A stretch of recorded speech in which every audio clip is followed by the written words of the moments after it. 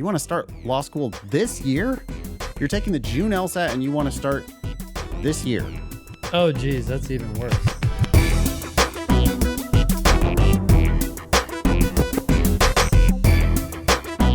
Hello and welcome to episode 507 of the Thinking LSAT podcast. I'm Ben Olson. With me is Nathan Fox. We're the co-founders of LSATdemon.com and the LSAT Demon Daily podcast. Welcome to the show. Today we're going to jump into some tax breaks that professors get. They are pretty crazy. You found this, right? I think I did. Yeah. How much have you looked into this? Oh, I read the whole article. Yeah. Yeah, me too. It was fascinating. And then I've complained about it a lot to team members and friends and family and stuff. It's just kind of shocking, especially maybe it's a little more obvious if you grew up steeped in academia or something. But, I'm a first generation college student. So when I learned just the other day that colleges and universities in the United States are able to give housing and education benefits to their professors and I guess staff without the professors and staff incurring any tax liability for that. Yeah. And apparently I remember it was like it was a carve out that happened in the 80s, right? Yeah, I think Congress narrowly was focused on poor professors at the time. Professor salaries were low, and there was some idea pushed through to, I don't know why offer a tax benefit to try to encourage maybe people to become professors. Well, it's just, who knows, man? I mean, it's just like lobbyists are going to lobby, right? So they're going to come up with their story. Yeah, whatever their story when you're a giant is. University, it's like, hey, this is a way that I can, basically have my employees subsidized by the U.S. government or the taxpayers of the United States, right? Yeah, it's just like, what employer, right? I mean, I'm sure Walmart would love to be like, yeah, I think all Walmart salary should be untaxed. Yeah. Because then they'd be able to pay people less. Yeah. Right? Yep. And I mean, I'm sure that that's what was going on here. They snuck it through somehow, but it's been there since the 80s, apparently. And then simultaneously, like what happens, right? The spigot turns on for student loan funds. I'm not sure exactly when that happened. Schools jack up their tuition through the roof. Mm-hmm. Next thing you know, you've got professors making couple $100,000 a year, and they can get their housing tax-free from the university, and they can get not just, I guess I always knew that if you are a professor at Stanford and you have kids who go to Stanford, then they get like free tuition at Stanford. Yeah, or a discount, right? It could be half tuition or something. It's not shocking to hear that they would get a professor discount for benefits their kids coming for to your the school. kids' stuff is like, or kids like using that service, right? It's like the kid of the pizzeria owner probably doesn't pay full price for the pizza when they walk into that pizzeria, Yeah, probably is free. Yeah, it makes sense. Yeah, but this is different because they're allowed to. They can pay for the employees' kids' private school education. Yeah. So like you're a Stanford professor, now you're living in housing built by the university. Yep. Offered to you at free or way below market rates, and you don't incur a tax liability for that. And meanwhile, you send your kids, no matter how many you have, apparently, send them off to Montessori schools, $65,000 a year for private elementary school. Yep. And if the university chooses to pay for it, which now the university, I guess, has a choice whether they want to do this or not. But if they do, then the professor has no tax liability from that $65,000 a year per kid subsidy. Oh, and it makes sense that the universities are compensating their professors with these sort of perks, because if you're a university, you can either give your professor $65,000 straight through salary, or you can give it to them through this gift. And if it's through the gift, well, some professors aren't even going to accept it because they don't have kids to put in school. But even for those who do accept it, okay, they're getting 65 full $1,000, No, right? it's worth like 100,000. You'd have to pay them Yeah, 100,000 or exactly. $110,000, Exactly. $120,000 of income, so that they could then get taxed. In California, you're going to get taxed by the federal government, and you're going to get taxed by the state of California, and then you pay the private school for your Yeah. kids' education. So what that does is it essentially allows universities to potentially pay less salary or pay less in other benefits or Yep. whatever. It artificially subsidizes the market for professors. Yeah. So let's get into some of Is that these what we need, Ben? More numbers. professors? It's like I keep seeing all these headlines about the crises that we're having. What are we going to I, do with this shortage of professors? Oh no. wait, for real? Fuck no. No, No. not at all. Okay. No, I was like, 0%. I missed those There's headlines. never been one of those headlines ever. No No. one's saying we need more professors. No. Which is why it's just so strange to see this carve out. By the way, I said it's probably just she has an old email address or something, but I looked up the contact for my old tax policy professor at UC Mm. Hastings, now at UC Law SF. One of my favorite professors there was a tax professor. Maybe my only favorite professor there was a tax professor. And I took Yeah. this class on tax policy, and it was really interesting. Mm-hmm. And I sent her this headline because I was like, oh, wow, here's something to add to your tax policy syllabus. Yeah. And Yeah. I never heard back. Crickets. She could just be like, oh, shit, they're on to us. We can't talk about this in my tax policy. We file. don't. No, I no, like we that don't talk tax about policy. this. Yeah, seriously. Yeah. So for some examples, and by the way, Yep. this is coming from the Wall Street Journal. Who wrote this? We should give them some credit. It's an opinion piece by Stephen Davidoff Solomon, who is a law professor at UC Berkeley. We would love to have Professor Solomon on the show to talk about this. At Columbia University, for example, they pay for K through 12 education for families of professors and senior administration. Mm-hmm. And again, that costs $65,000 per year at top private schools in New York. Mm-hmm. So you could be senior administration, dean so-and-so, and you've got you already get paid hundreds of thousands of dollars a year potentially. But then also you've got your 4 kids in private school at $65,000 a year. And that's a benefit that you get tax-free. It's wild. So imagine $65,000 a year, just for simplicity, is equal to $100,000 in salary. Yeah.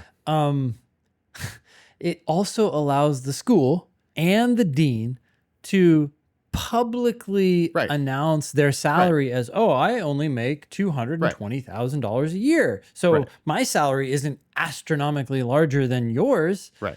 But it's like, yeah. And and certain, this is a private school we're talking about, but certain public employees have their salaries published on websites, right? Absolutely. And so you can just look it up. Well, this would be a great idea then for schools. If that was the situation, this would help with that. At a private school, there's probably still stakeholders involved. You don't want to let everybody know exactly how much money people are making.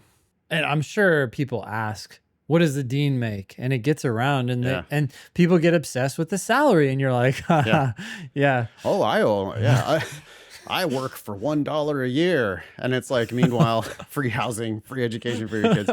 Okay. So University of Chicago pays 50% tuition at Chicago lab schools for their kids. Okay. That's $46,000 per student. It's a total of $28 million in tax-free income over the past few years. Columbia, Northwestern, Stanford, Penn, and other schools offer tuition for faculty children attending colleges of their choice, paying up to 50% of tuition bills. And again, I'm not mad about that part.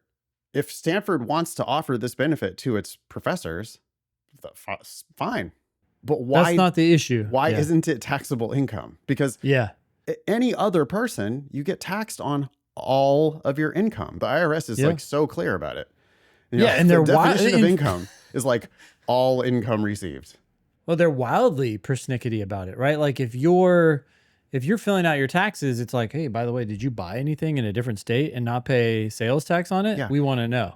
There's like specific stuff about like barter. You're not supposed to be able Yeah. to like barter. If you Yeah. trade, like a massage therapist trades for a cooking class, that's supposed to be taxable on both ends. Yep. Both ends. Why not this?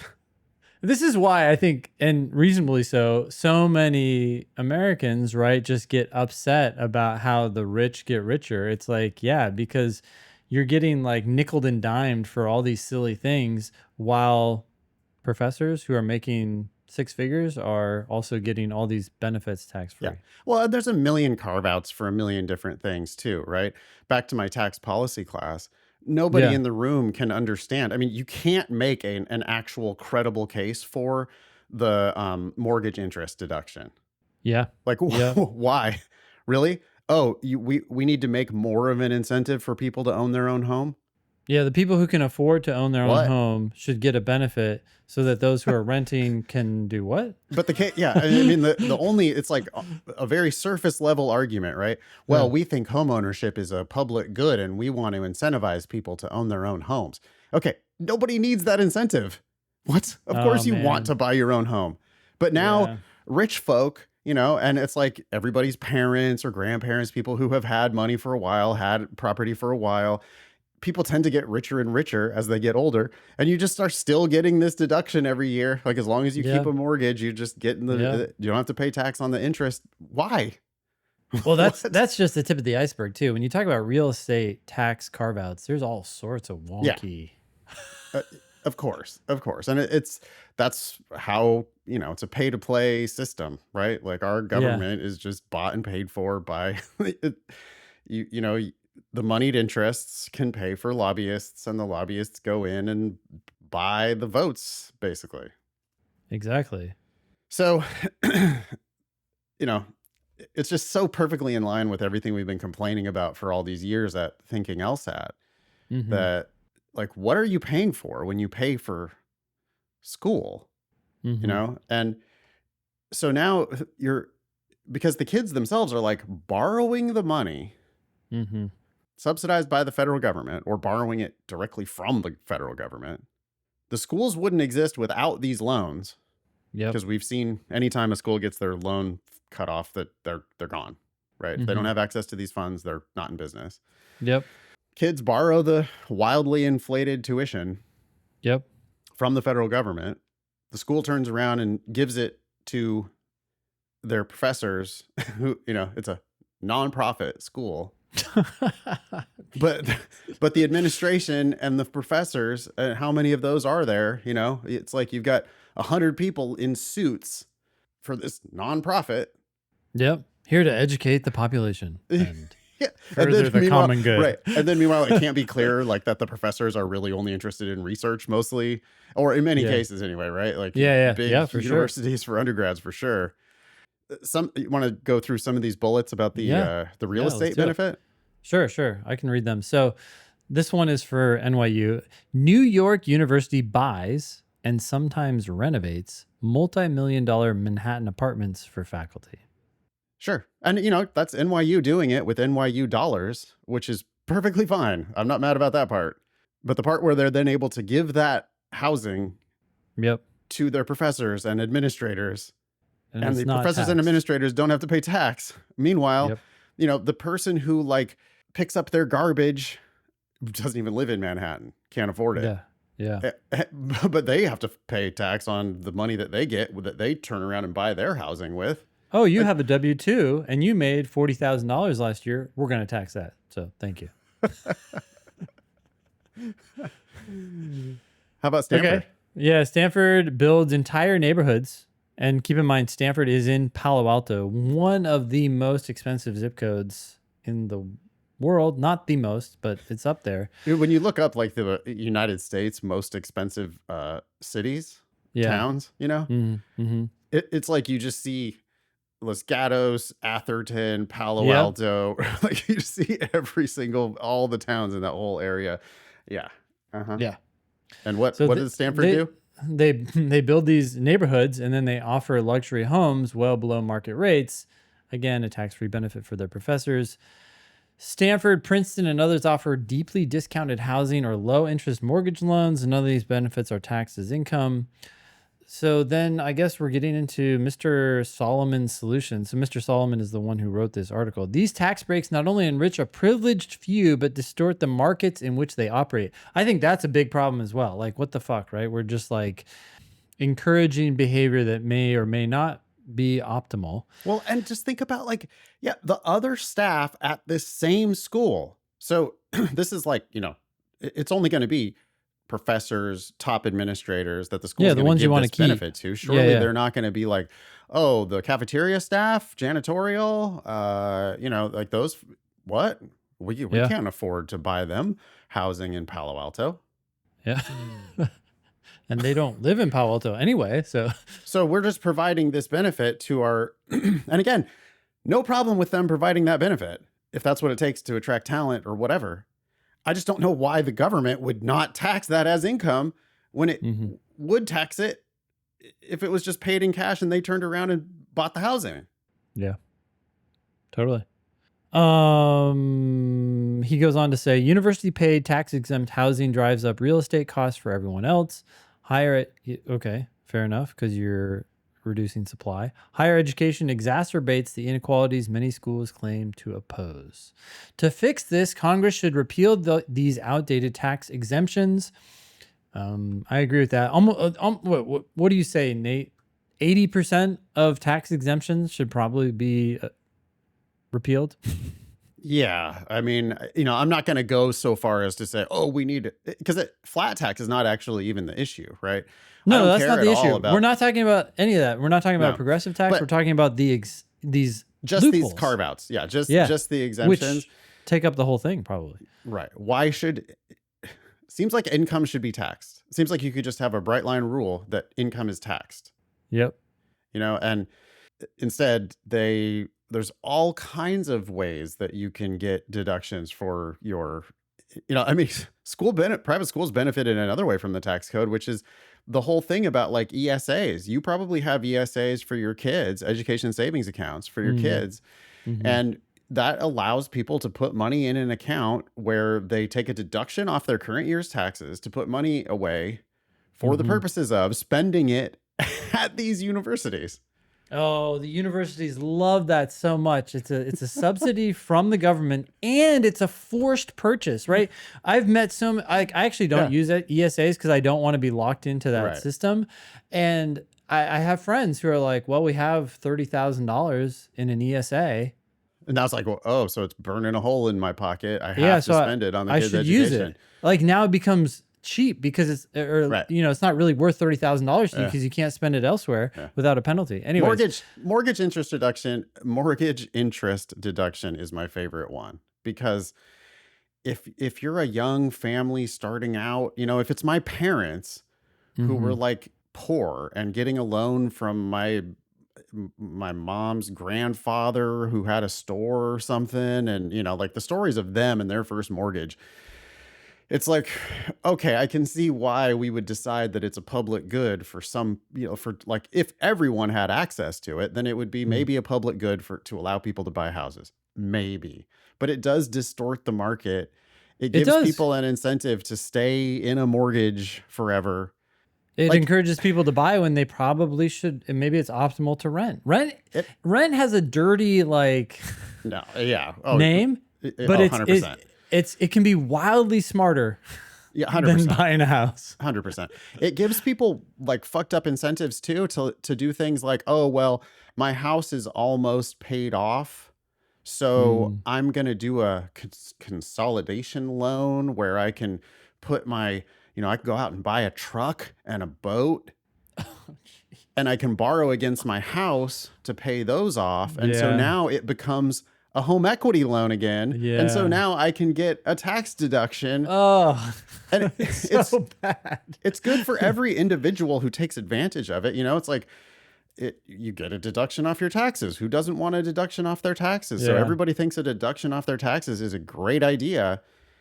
It's just you just said it's good for everyone who takes advantage of it, but I'm not so sure, because it almost feels like a lot of people are Oh, penny wise and pound foolish, it's good right? on that year's taxes. I mean, it's a Yeah. benefit on that year's taxes. It is a good, even if it's not a net good. Yes. Yes. I'll clarify that. Yeah. No, I mean, it makes the housing market stickier. Like part of the Yeah. reason why young people can't buy houses is because Mhm. of this fucking deduction. Yeah. Yep. It artificially inflates the prices of houses. It makes it so that, oh, well, it's cheaper for me to own house because I get the deduction. Like, oh, I know my mortgage is going to be this much, but I get to deduct this part of my mortgage. So my actual outlay is less. Why do we need an incentive to buy something that is scarce? Yep. Did we finish Mr. Solomon's His solution to recommendation the is very problem? similar to yours, although I think he doesn't go far enough. He says if universities want to cover employees' schooling costs, these goodies should be taxed as the income they are. Makes sense. Legislators should limit the tax exemption for school provided staff housing to buildings actually on campus. I'm still like, okay, so I agree that we should limit the tax exemption, but I'm not sure that we should limit it to buildings actually on campus. I would just say that's still a financial benefit. That's still income to your staff. Why not just qualify that as Yeah, income? hard to justify that. I don't see it. It's income. If we hired someone to come live on the LSAT Demon campus that we don't own, Yeah. we would have That's to. a benefit. Yes, it's part of your income. Anyway, he finishes, any real estate above a certain property value should also qualify for taxation. I would just say all real estate period should qualify for taxation. If elite universities want to pamper their faculty and staff, they are welcome to do so on their own dime. Agreed. 100%. I would love it if Professor Solomon was able to come on the Thinking LSAT podcast. Don't know if you would stoop that low, Professor, but we would love to hear more about this problem and talk about the solutions. I mean, it Yeah. is just devastating. You got to love Professor Solomon for, yelling about something that benefits him. Yep. Yeah. Yeah. Hey, Ben, should people ever walk away from a full ride scholarship? Oh, absolutely. Really? Yep. Oh, Yeah. interesting, because Benjamin has emailed us, and Benjamin is asking. Benjamin writes, hello, Ben and Nathan. I know the goal is to balance scholarships with how a particular school will assist one in passing the bar and getting a job. But at what point is a school ranked so low that even a full ride shouldn't entice me? Assuming I'm a great student and could be in the top 5% of a class at this low-ranked school, would my academic success outweigh how poorly the school is viewed? Thank you so much. Loving the Demon, and the new book is awesome. Hell yeah. The new book is called The LSAT is Easy. It's on Amazon for $6.27. It's a screaming bargain. What did we see yesterday? We're like number 3 in all test prep books or something like that. Yeah.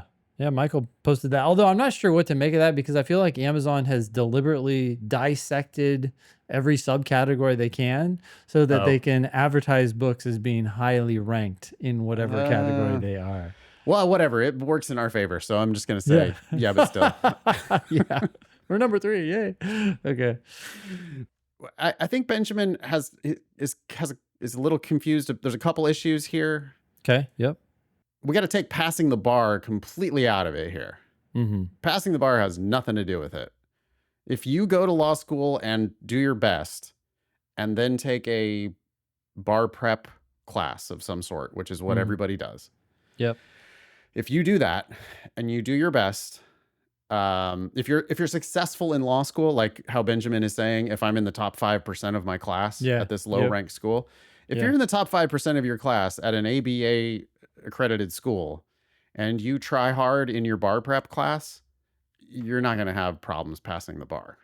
Mm-hmm. I don't care what school you went to. The schools, like, ironically, well, maybe it's not ironic. The schools that are higher ranked tend to sometimes not prepare their students for the bar as much because they see themselves as national law schools Mm-hmm. Oh, we're the ivory tower here. We're not going to talk about the mundane actual practice of law. Rather, we're going to talk about highfalutin policy stuff. Mm-hmm. And Mm-hmm. we'll leave that to Barbary and Kaplan and whoever to do your actual bar prep. Yeah. But if you're successful at any school and you do the bar prep, you're going to be fine. Lower ranked schools, because the people who finish in the middle of this school, whatever random low ranked school Benjamin's talking about, Yeah. yeah, the middle of the class has to worry about this, and the bottom of the class really has to worry about this. Mm-hmm. The people who don't do well at a school like this should strongly consider dropping out because the bar is going to be looming. And Yeah. especially if you live in a state with a difficult bar like California, you can easily graduate from these schools and never pass the bar. And so some crazy percentage of 30% of the school might never pass the bar. Yeah. But that's not going to be Benjamin. No. Benjamin's a good student. If you finish in the top of your class there, the bar is the last thing you need to worry about. Okay, so put that totally aside. The bar passage rate of the school you're looking at going to, Is irrelevant. well, if you're going to finish in the top of the class. Yep. I agree. And might even be if you're going to finish in the top half of the class, you probably don't need to worry about it that much as long as you do your best on the bar prep. Yep. And sometimes people fail it once and then have to retake it and pass it on the second try. And that's a pain in the ass, but it's not like the end of the world. Yep. End of the world is if you barely squeak into one of these schools with a really low bar passage rate. If you're paying tuition to go to one of these schools with a really low bar passage rate, that's a big red flag because you've got too much risk. You've taken on all the financial risk and you're a high bar failure risk Mm-hmm. because you're barely squeaking into this school. Yeah. All right. So putting the bar issue totally aside for Benjamin, job prospects matters, I would say, a lot more. I agree. Can you get jobs where you want to practice in the area you want to practice with a JD from the school that you're looking at attending? And the way you figure that out is you talk to attorneys, talk to firms that you would want to work at, and see if they hire from your school. Yeah. Do you have a proposed practice area? Yep. And if it's big law, it's big law, because they kind of tend to do everything at big law. Mm-hmm. So you don't necessarily have a practice area. You're just like, no, I want to go into the big law firms. Okay. So what's the big law hiring rate at the school you're looking at going to? Mm-hmm. And we can find that information where? On the ABA's Employment Data Outcomes Report. Okay. Just search for that for the school. Yep. Perfect. Yeah, public employment data, look and see what percentage of the class is going into big law firms. And if that's what you want to do. And if there aren't a lot of students that go into big law firms from that school, then that tells you something. Fairly straightforward. But if you go and really kick ass, I mean, Benjamin is saying, kind of a bold claim, right? Finish in the top 5% at this Sure. school. Yeah, yeah. Well, there's a little luck in that, Benjamin. Yeah. But Maybe you're a good 10%. student, maybe Yeah. maybe it's legit. It's hard to find a ranked school where a top 5% isn't going to get you into big law. Mm-hmm. So if you really are that confident that you can crush it and you do crush it, then yeah, your odds of working in big law are probably fine no matter where you go. Still, probably want to apply broadly with your best LSAT.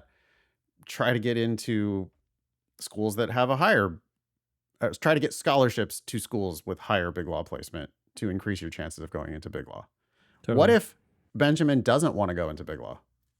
Well, that makes it easier, right? Well, it depends on what you mean by not big law. What if Benjamin wants to be a public defender? What if Benjamin wants to go to work in a prosecutor's office? What if Benjamin wants to work at work at a small family law firm? Becomes a lot easier, right? If you're willing to take those kinds of jobs, you're much more likely to find them. Again, you can look on that report and see, okay, how many people go into small law firms? How many people go into public positions? And just see, especially in the area. I guess, where is this school ranked? And what do you mean by this low ranked school? We don't know exactly what Benjamin is saying, but In that, would you be happy living in that town and getting a job at the government there? Yeah. Or do you want to go somewhere else? What area of law do you want to practice in? Have you talked to lawyers in that area of law? Mm-hmm. Have you talked to them about the school that you're looking at? Do they think you can get their job after graduating from that school? But those are questions that, yeah, the applicants themselves have to ask. And I would really encourage people not to make these decisions until after they've already gotten their results back in. Totally. Because a lot of these questions will be moot. Like, for example, if you get a full ride to two schools, one is low ranked and one is much higher ranked, then you're not even going to worry about the lower ranked school. Probably It's just, not, unless there's some other reasons why you might. But yeah. it's, yeah, more likely. I mean, all the job outcomes are likely to be better from the higher ranked school if it's significantly higher ranked. Mm-hmm. So if the money's the same, then of course you would climb the rankings to increase your job prospects. People should go out and do research, talk to lawyers, start networking, build your legal career before you even start law school. Mm-hmm. But as far as deciding on specific schools, you just really can't make sensible decisions until you have the price. And you don't get the price until after you've applied and been admitted.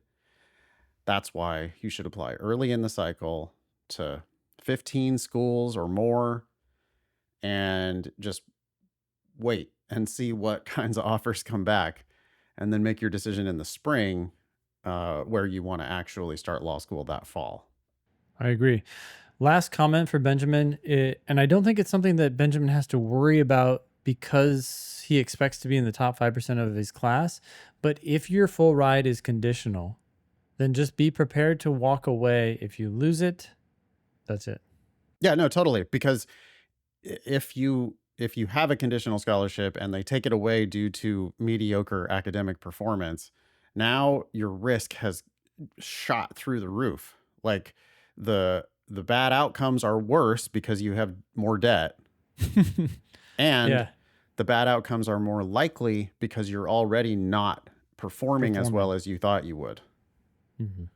Free class, Ben, tonight. If you're hearing this on launch day, we are doing Parents' Night Volume 3. That is tonight, May 19th at 8 p.m. Eastern, 5 p.m. Pacific. Anything you want to say about Parents' Night? Well, I guess how do people register? Yeah, first of all, you can register by going to lsatdemon.com/free. You only need a Demon free account, so just put in your name and email address and you're good to go. Then you can register for the class.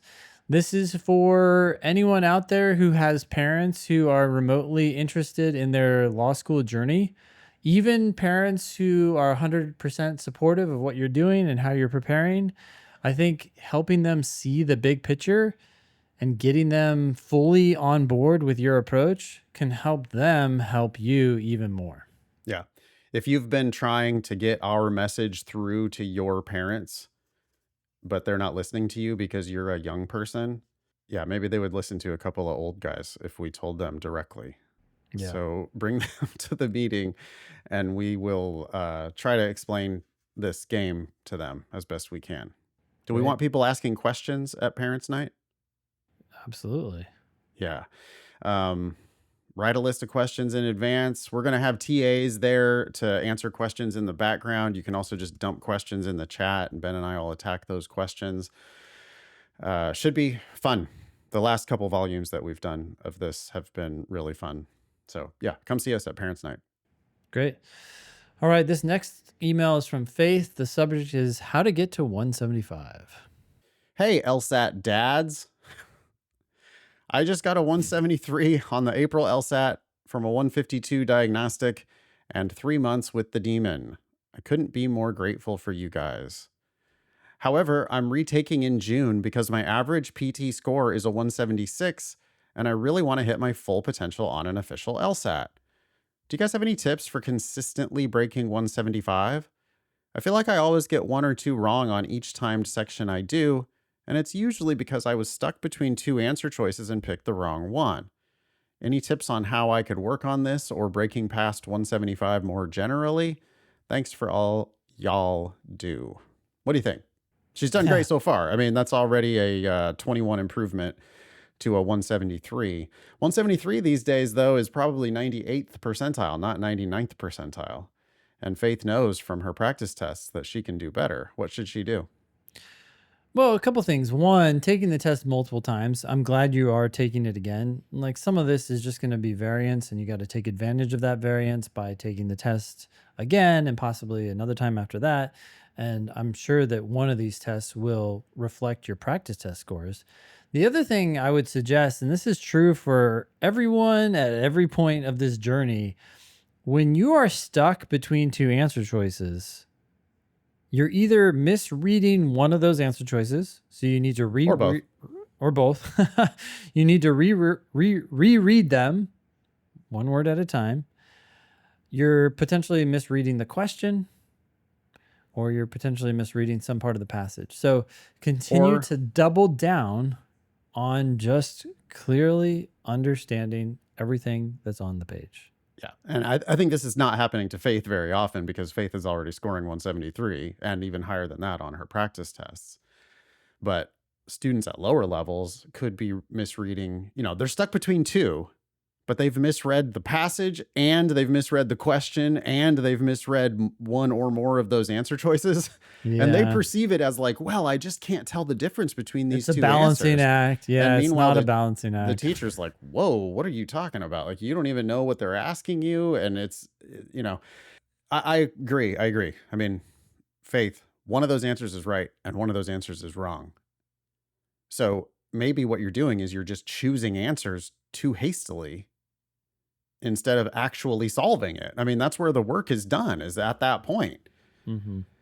I would also say, Faith, you're probably getting yourself into that situation in the first place because you're going too quickly and not really understanding, right? Narrowing it down to 2 by itself is kind of a sign of misreading. You've already done something wrong. So you got to correct that. You got to solve it.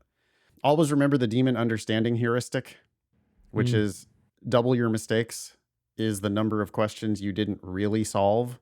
Yep. So Faith knows that she's narrowing it down to 2, and then she's like missing those sometimes. Well, you're also getting them right sometimes.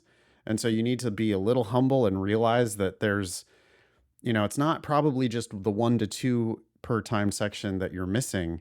It's more like the 2 to 4 on the time section that you're not understanding. And so the solution is to just pump the brakes. Stop finishing the section every time. I'm not saying never finish the section, but I am saying, why are you in such a damn hurry? If you're always finishing the section and you're always missing 1 to 2, well then, I don't know, you maybe could score higher by always leaving the last question as a random guess and just doing fewer questions, but getting them all right instead of making those mistakes along the way. Totally. You're really not going to get consistent, Faith, until you start getting 180s sometimes. So, to consistently score over 175, the best way to do that is to sometimes score 180. Just stop missing questions. And the best way to stop missing questions is to stop chasing 180 and instead just solve every question before you do the next one. Solve every passage. Yeah, solve every argument. Before you even solve the argument, solve the sentence. Yeah. Right? Like, what's going on here? I got to unpack this to figure out what the hell they're actually saying. Many times they're not saying anything as complicated as it looks on the surface, right? You got to get deeper to realize what's actually going on. And then the question becomes easy instead of remaining hard. All right. A lot of ways of saying the same thing, which I think is just slow down and understand more of what you're reading. Yeah. You got this, Faith. I'm excited for you. Yeah. All right. This next one is from Artificial Andrew. The subject is bad admissions advice seems AI generated. Well, welcome to the future, because boys, there are a lot more of that coming. Hi, Ben and Nathan. I'm a longtime listener to the podcast and LSAT Demon user who received a 174 last November after using your platform. I want to start by saying thank you for providing common sense, no BS advice on the LSAT and law school admissions. Yeah, you're welcome, Andrew. Andrew did all the work, wouldn't you say? Yeah. Yeah. Can't really take much credit. I mean, the truth is the LSAT's pretty easy. We wrote a book about it. It's called The LSAT is Easy. our job is to just keep telling people what we just told Faith, which was slow down and understand more of it. You'll start to Mm. realize how easy it is. Mm-hmm. Anyway, Andrew continues. Coincidentally, I happen to be writing in precisely because of all the bad law school admissions advice out there, and more specifically, one blatantly false law school admissions advice column put out by a reputable and popular coaching service that is very obviously AI generated, and I think highlights a larger issue in the law school admissions industrial complex. Whoa. All Okay. right. Leland Coaching, says Artificial Andrew. I don't think I ever heard of Leland Coaching. Have you? Nope. Haven't heard of it. I wonder if it's related to Stanford, because Yeah. Stanford Leland, is Stanford, for, whatever. yeah. Yeah. Mm-hmm. Leland Coaching is a platform that connects admissions coaches, like current law students at top schools, to current applicants. Whoa, wait. Hold on. The admissions coaches are law students at top schools. Okay. Yeah, I mean, this sounds to me like just like a tutoring scam platform, right? Where it's like, Yeah. oh, we'll reach out to people who are 1Ls and we'll offer them to, we could pay them to help people with essays or whatever Yeah. Yeah. Okay. for current applicants, and we call them admissions coaches. They're an expert because they got into law school. Yeah. Um, they appear to have a lot of students from elite universities like Harvard and Stanford coaching on the platform, who you can pay to help you with LSAT prep or reviewing admissions materials. Leland also publishes admissions advice for how to get into law school. Out of curiosity, I recently took a look at their Stanford Law admissions blog, and a lot of the information there was obviously false, says Andrew. Okay. So we've got screenshots from the blog post. Mm. Oh, wow. So they say that you have to interview at Stanford, but in fact, Stanford doesn't do interviews. Okay. I mean, that's pretty much all you need to know right there, right? It's like, Yeah. yep, it's AI generated. They didn't check it. They just barfed it out on their website. It's just marketing slop. Yeah. Yeah. They also say the Admissions Council encourages students to submit writing samples and research papers in addition to the personal statement and diversity statement, except Stanford doesn't require a diversity statement, and I can't think of a single law school that asks for a research paper or writing sample other than the written section of the LSAT. The most hilarious mistake in the article was in the list of alumni. They list both Secretary of State Condoleezza Rice and former Solicitor General Ted Olson as Stanford Law School alumni. But a quick Google search confirms that neither of these people graduated from Stanford Law, and neither of them earned any of their degrees from Stanford. Condoleezza Rice doesn't even have a law degree, although she was provost of Stanford in the 90s. Yeah, I mean, I think she's been like a professor there. Maybe she still is a Yeah. professor there, but Or even an honorary one or something. Yeah, Maybe yeah. she got an honorary degree, but yeah. Oh, yeah. Huh. And there it is. Alumni success stories from Stanford Law School, including Supreme Court Justice Sandra Day O'Connor, who actually did go to Stanford Law School. And then it lists Condoleezza Rice and Ted Olson as graduates of Stanford Law School. Wow. Okay. To me, it's obvious this company just asked ChatGPT to write them a blog post about Stanford Law admissions and didn't even bother to fact check any of the information. Everything in the post is either so vague and trite that it's not useful or just blatantly false. This is a company that law school applicants may be paying thousands of dollars to, and they can't even bother to fact check a post they didn't write themselves. I won't be using this service, but I'm sure there are many applicants in your audience that might consider hiring a coach to give them law school admissions advice.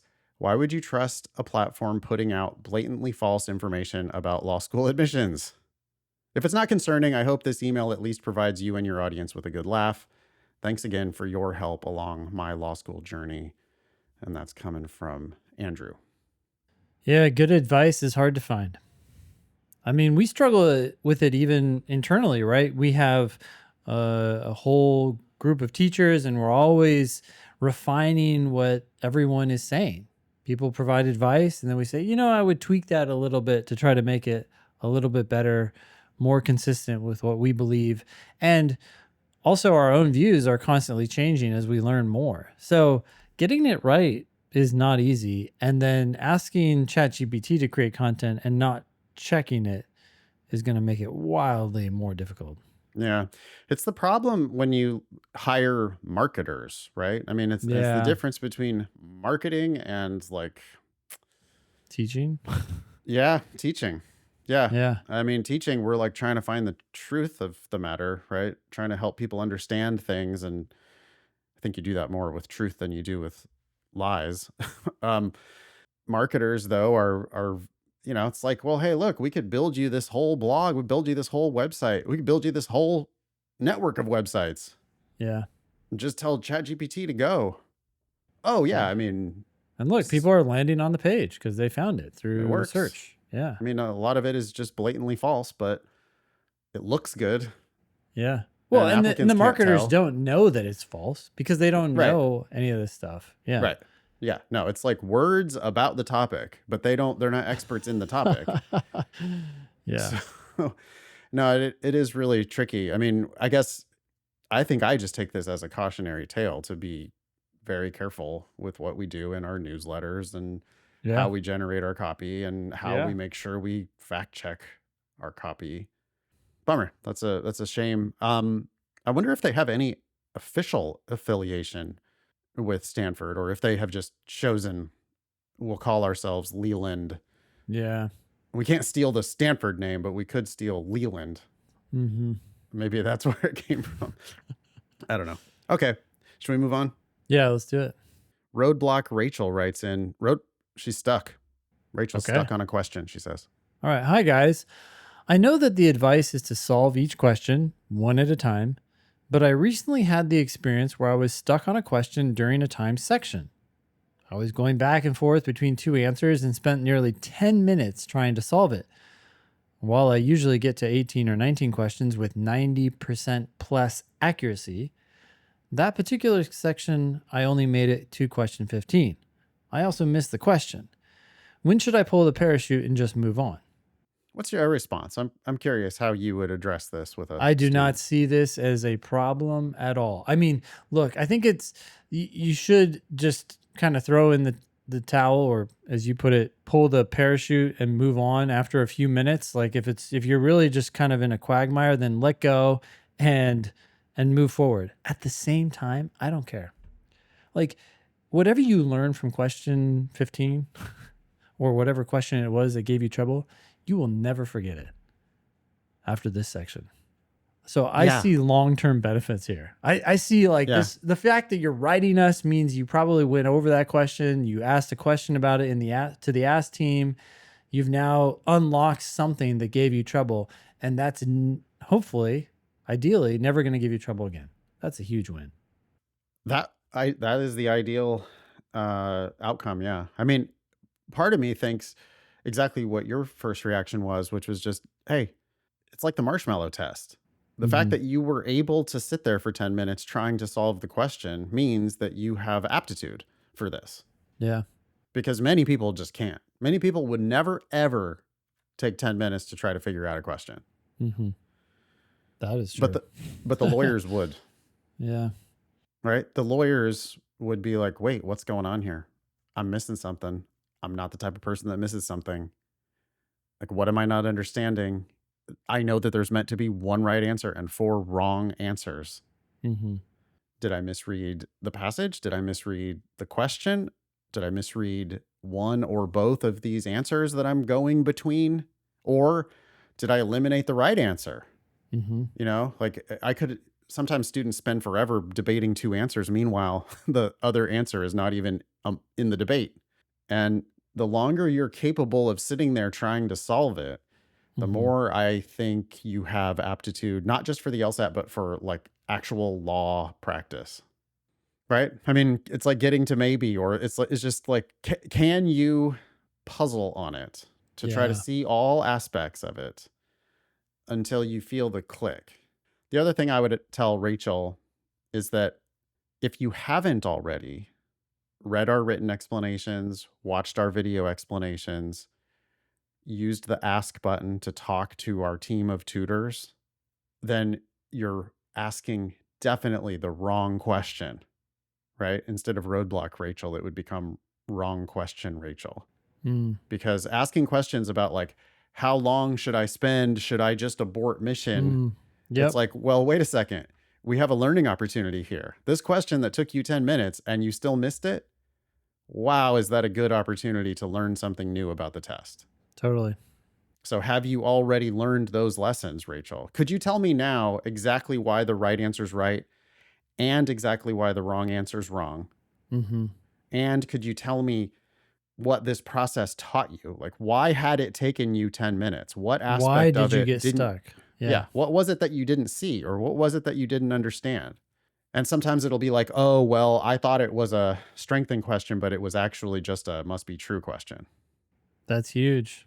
right? Or it'll be like, oh, I had misread one of the premises, or oh, I had misidentified the conclusion. I thought this was the conclusion of the argument. Turns out that was the conclusion of the argument. Now that I understand the argument better, the answer is clear. I mean, there could be a million things going wrong, but that's Yeah. the thing we need to learn, not the time management question that Rachel was asking. Yeah. Want to talk to Cool. Nick? Let's talk to Nick. So this is Apply Now, Nick. Thanks. The subject is need guidance and advice on what to do. Apply or wait? Hey guys, I'm taking the LSAT this June. My top choice school is ASU, as I am local to ASU. I'd go to University of Arizona to stay in state, but it's not ideal. I know you guys say to apply early, but in my specific case, I am pretty determined to attend law school in 2025. Oh boy. Okay. Why? Why? Hey guys, I'm writing in for your advice. I know your advice is XYZ, but I'm an exception to that. So could I get different advice? You want to start law school this year? You're taking the June LSAT and you want to start this year. Oh, geez, that's even worse. I mean, there are people now in May who are committed to applying in fall of 2025. And my advice to them is, okay, it's fine to aspire to applying this fall, but if you're not ready, you need to be 100% willing to walk away, Right. because you're not ready.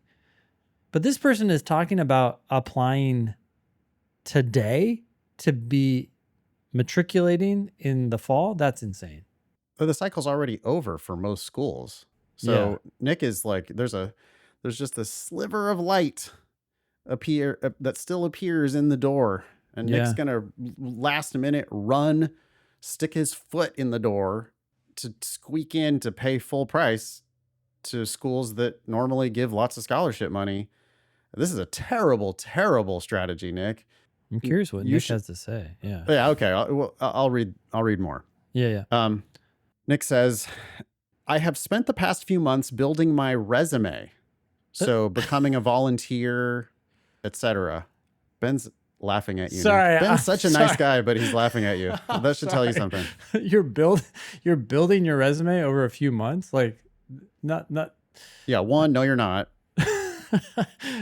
That's like going to be the cheesiest line item on your resume. Two, you should be worrying about your LSAT score. Yeah. Nick says, I know I'm capable of scoring in the 160s in June. Do I apply for 2025? I am just concerned about the lack of merit aid available to me. Also concerned about getting rejected and then wanting to apply again early with a different LSAT score for the 2026 cycle. But aside from my different LSAT score, my application is obviously pretty much the same. Help. Okay, stop thinking about the rest of your application. I don't give a shit about your resume. Yep. What's your LSAT? Your LSAT is the thing that's going to not only determine where you get in, but the price you pay to go to that school. 3, you have absolutely no business applying this cycle. Maybe you should apply this fall if you have the right LSAT score. But it sounds to me, Nick, this sounds just not lawyerly. Okay. You're like showing up late to the party. Oh, I'll throw my hat in the ring. And it's like, yeah, but you're not like, you got to be prepared for this shit. Nick's, it's like, even if you do score in the 160s in June, Nick, what if you could have scored 170 in August? Maybe we should look at these specific schools. Yeah. Well, can I give you an analogy here and see what you think? Love it. Love analogies. Okay. So I've heard, and I believe this is true, that a lot of people who do debate talk about how, they focus on the debate itself and they focus on their answers to questions in the debate and try to decide whose answers were the most effective and persuasive. And Okay. that's how you win the debate. But real debaters win by setting the questions, Hmm. by controlling what you're debating about, not how you debate once the debate has started. I think I see. So he's trying to answer the questions with a 160. He looks at their median and he goes, "Oh, median LSAT at this school is 165. I think I can get a score in the 160s. Am I a good fit?" Yeah. And instead, Nick, you can own this whole process. yeah, You can become a baller by focusing on your LSAT score, getting that up as high as you can get it, and then you determine the discussion that you're going to have with all these schools that you apply to. yeah, and it would be insane, Nick. I know that you want to stay. You say ASU is your number Top one pick. choice. Yeah. So it's clear you want to stay in Phoenix. That's fine, but you don't tell that to these schools. I mean, ASU is a school that last year gave 97% of their class some sort of a discount, Mm, including 14% got full ride or better, mm, and a total of, I guess it's 51% got at least half price or better. mm.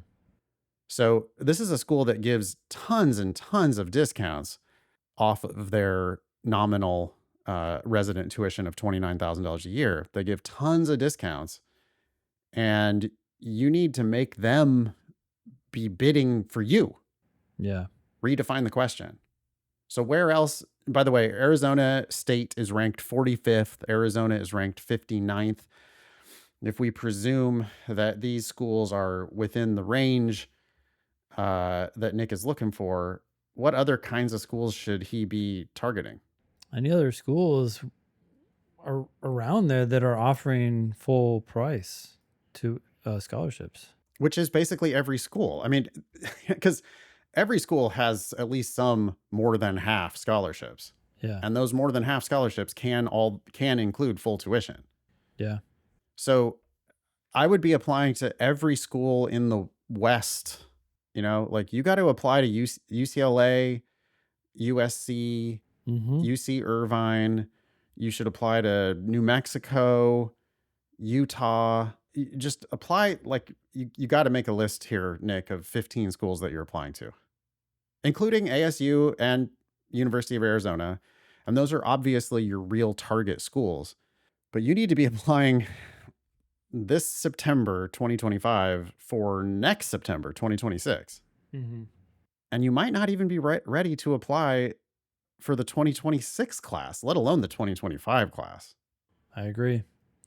I How think does if he you, how does he yeah, know when he's ready? when your practice test scores are high enough to get you scholarships at Yeah. schools that are currently reaches. He's like writing to us in May, asking us about taking the LSAT in June so that he can start this fall. He, he needs to expand that timeline by like at least 100% Yeah. and almost like 10x, right? Because his whole timeline is like 3 months. Yeah. Have Wow. you Okay. have you seen those videos where they put like a nut in like a hole and then like a monkey comes along and grabs the nut and then can't get away because the monkey won't let go of the nut? I've never seen that. No. So anyways, it's just apparently it's a common trap and they'll just put like food in this hole and the monkeys will grab it, but they won't want to let go of the food. And so then the humans can come and capture the monkeys. And Like probably in the zoo, it just helps them to sneak up on him or something, right? They're not like staying. It's not like just a random trap in the forest. no, this is a random trap in the forest that they use What? to catch monkeys. Yeah. And they won't let go.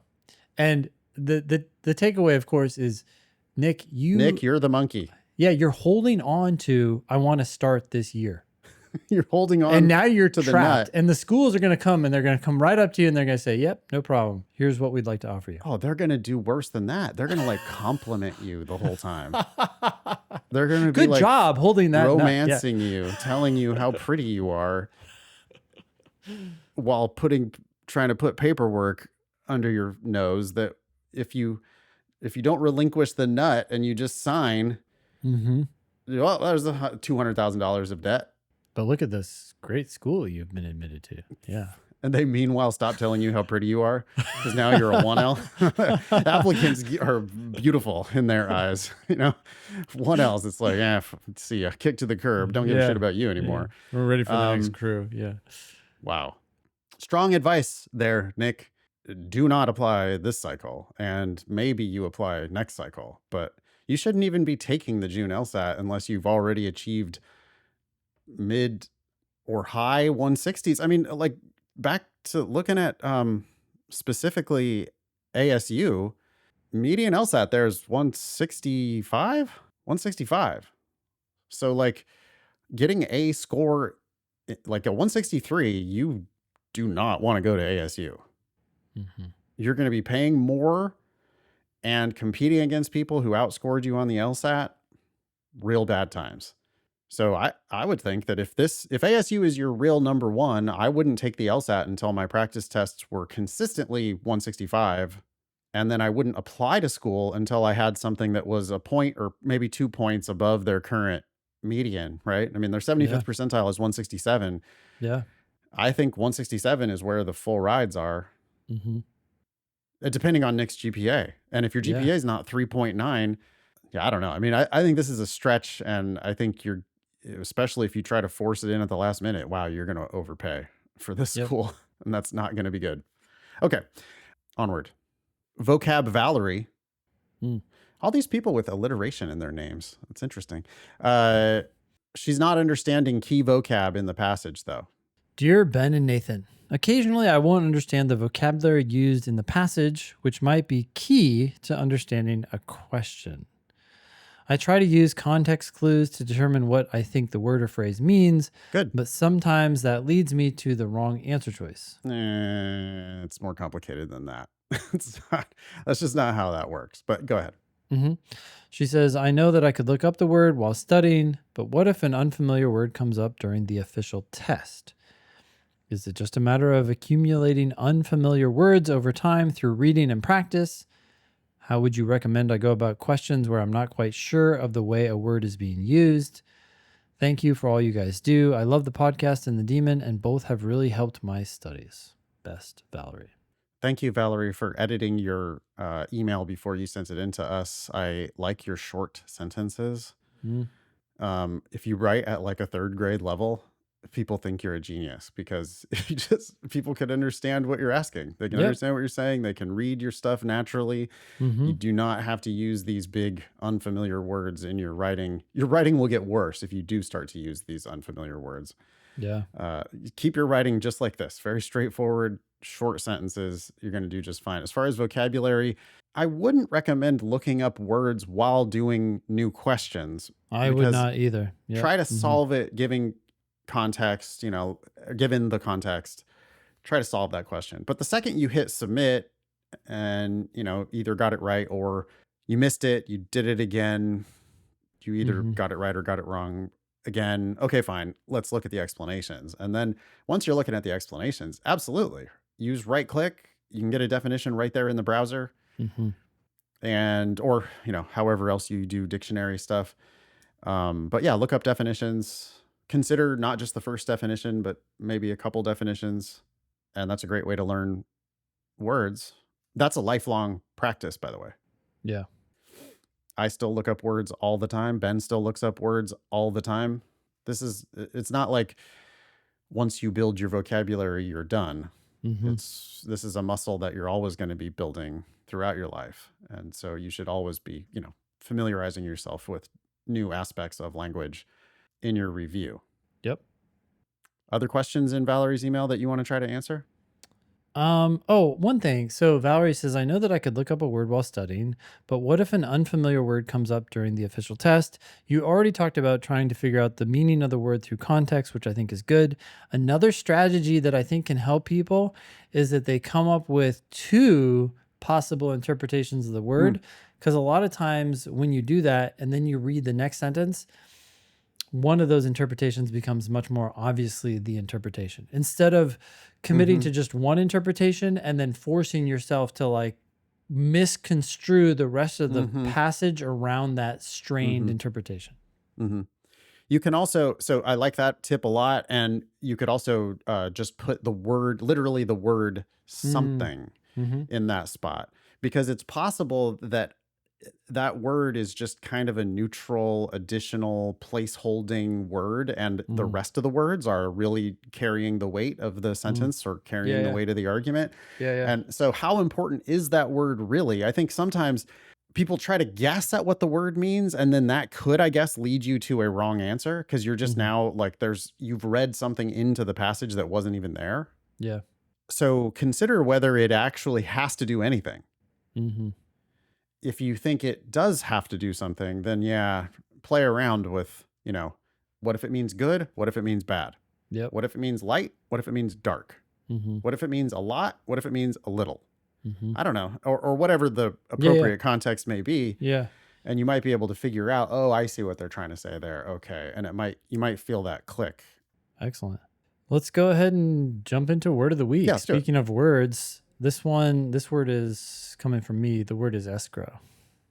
And this is a quote from an email you got from I got Upwork. from Upwork. Yeah. So Upwork is like a platform where you can hire contractors to do all sorts of different types of work, web design, audio recordings, whatever. And this is just a very like, housekeeping sort of email that I got. And I thought it was funny. Okay. It says, we're updating our terminology to make things clearer based upon valuable feedback from customers like you.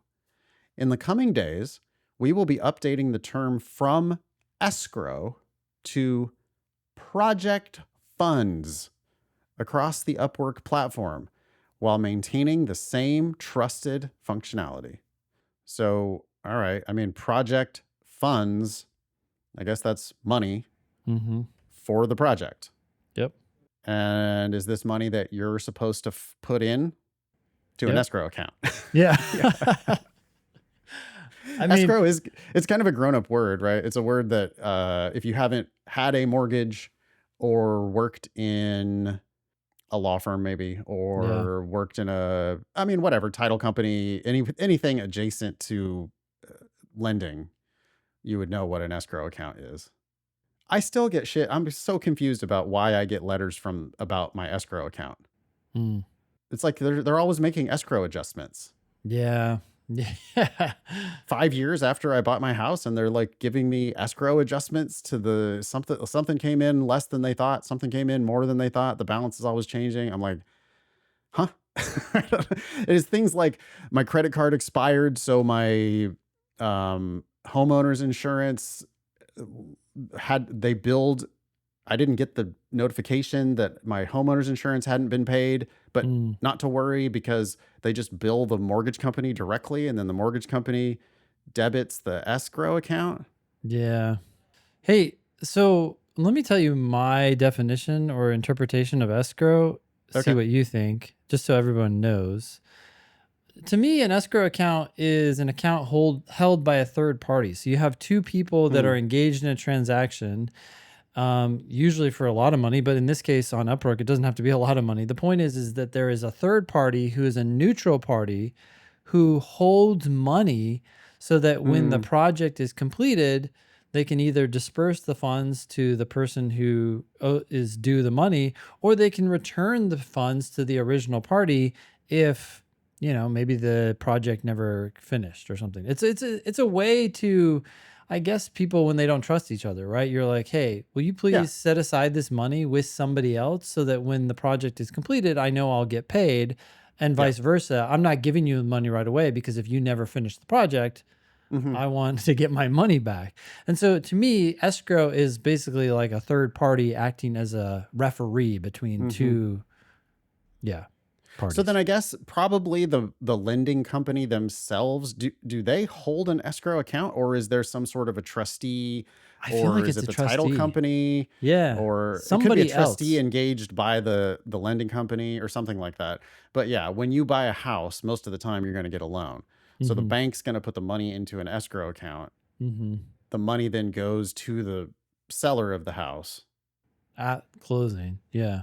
And then there's additional funds that stay in the escrow account for things like expenses related to the purchase that didn't come in time, or the homeowner who is Mm-hmm. required to have homeowners insurance doesn't. So then there's funds in the escrow account to pay that so that we can keep everybody square and living up to all their obligations. Mm-hmm.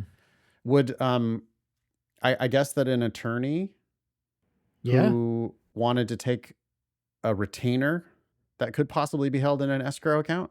Certainly could be. I think a lot of attorneys probably just hold the money directly, but I suspect, especially when those amounts get very large, they have escrow accounts. Yeah. Mm, that would make sense. So here, Upwork is holding your money basically Mm-hmm. for projects. The money then goes out to whatever third party is providing the service. Yeah. Is Whatever that all this means? yeah, the contract. Like essentially the Upwork is the third party, right? They're holding the funds that you have put in so that they can turn around and pay the contractor if the project is successful. Hmm. It's not surprising to me that they use this term. It's a very lawyerly term. And it's a term I think that was used more frequently in the past. I think in the past, more frequently, people kind of kept money in like, hey, you hold the money, and once the farmer delivers the Hmm. crops, I'll go ahead and disperse the funds. Hmm. But it's also not surprising to me that most people using this Yeah. platform are like, what the fuck is that? I have no idea what Yeah. you mean. My money is in escrow. Yeah. And so now they're like, let's just call it project funds. It's just on hold. Yeah. Don't worry about all the Yeah. technicalities of it. It kind of seems like the credit card companies maybe have taken away some of the need for escrow. Mm. Because when you buy something on your Yeah. Visa, you're Yeah. you're pretty well protected by Visa. Like if you buy something online with your Visa and it never arrives, Hmm. You just get the Visa refund. is going to Yeah. be big mad about that, right? Visa is going to go, like, they've got armies of lawyers who are going to Hmm. go chase this seller. How dare you sell a product and, using our financial instrument and you not deliver the product? Hmm. That is not allowed. So yeah, Visa just is basically in many cases, Visa just refunds the cardholder the money because Yeah. they don't want you to have a bad experience. And then they go chase down this seller. It's almost like they're acting in an escrow kind of a role a Yeah. bit, although they're not. I mean, are they holding anybody's funds? Probably, because they like charged you the day you made the purchase. They're essentially holding your money Yeah. to give to that seller. They probably gave the money to that seller, but then they have access to like chargebacks and stuff. Yeah. Yeah, totally. I mean, they are a third party, right? They're in Yeah. some ways it's interesting because they're not quite neutral. They definitely seem like biased in your favor, but they are neutral in the extent that sometimes, we have those situations and sometimes we win. Like Yeah. people charge Funny, things. funny saying credit card companies are on your side, Yeah. because credit card companies also, like they want you to use your card a Yeah. lot, and They're they on want you your to not. side because they want you to pay They're hoping you interest. don't pay in full every month. Yeah, they Yeah. want to charge you that interest. And so, but no, in the case where you buy something and you don't get what you were promised, they will they want you to keep using the card. So they're gonna act in your interest In that moment. Yeah. in that situation. Yeah. Yeah. All right, that's the word of the week. Looking up the definition in Safari, anyway, it says a bond or deed or other document kept in the custody of a third party and taking effect only when a specified condition has been fulfilled. Okay. I guess the deed to your house like held in escrow as long as you have the mortgage. That's weird. It probably is, yet I Yeah, have my deed. really? Yeah, I think I do. Huh. So what's going on there? Or is it just a Uh, copy? Maybe it's a copy. yeah, or home lending might work differently because it's just a special thing, but Yeah. Or there's cash held in an escrow account in lieu of or something. I don't know. Anyway, that's the show. Be LSAT famous. Please ask questions or share news with us on our website, thinkinglsat.com, or on our socials at LSAT Demon. If you have questions about the LSAT Demon, email help@lsatdemon.com. That will give you access to the world's best help team run by Michael. Yep. Check out our other podcast, LSAT Demon Daily. That was episode 507 of the Thinking LSAT podcast. Thanks all y'all for listening. Nice knowing you. Don't pay for law school.